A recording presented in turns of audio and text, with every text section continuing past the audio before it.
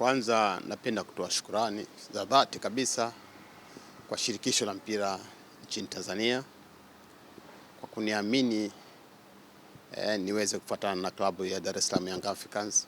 Lakini la pili, nawashukuru sana Young Africans. Kwanza wao kukubali. Unaweza kaaminiwa lakini wakasema tunataka tusafiri na mtu mwingine. Hiyo linawezekana. Lakini nashukuru TFF shirikisho na Young Africans kwa kukubali ombi hilo. Kwa hiyo nimejiunga na timu kutoka Dar es Salaam mpaka tunafika Cairo, mpaka tunakuja hapa Alex. Kiukweli kwanza nasifia kitu kimoja. Nidhamu ni nzuri sana kwa wachezaji.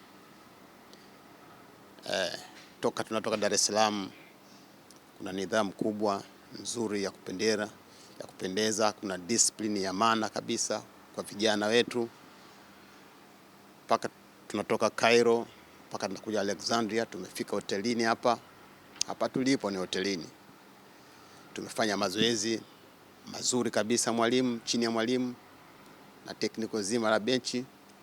Mazoezi mazuri ya mikakati ya technical ya kifundi zaidi. Na discipline kwa wachezaji kusema kweli ni nzuri. Na jana hari imeongezeka zaidi baada ya kufika rais wa klabu kujiunga na sisi hapa Alex. Kwa hiyo mori umeongezeka zaidi na zaidi.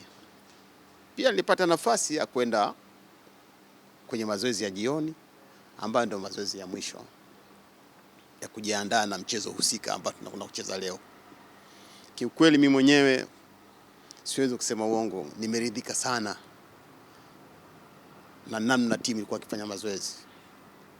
Wanafanya mazoezi kwa moyo. Wachezaji unawaona wachezaji wanataka kitu. Unajua kuna ile kufanya mazoezi tunaona anafanya mazoezi na maliza, lakini hapana.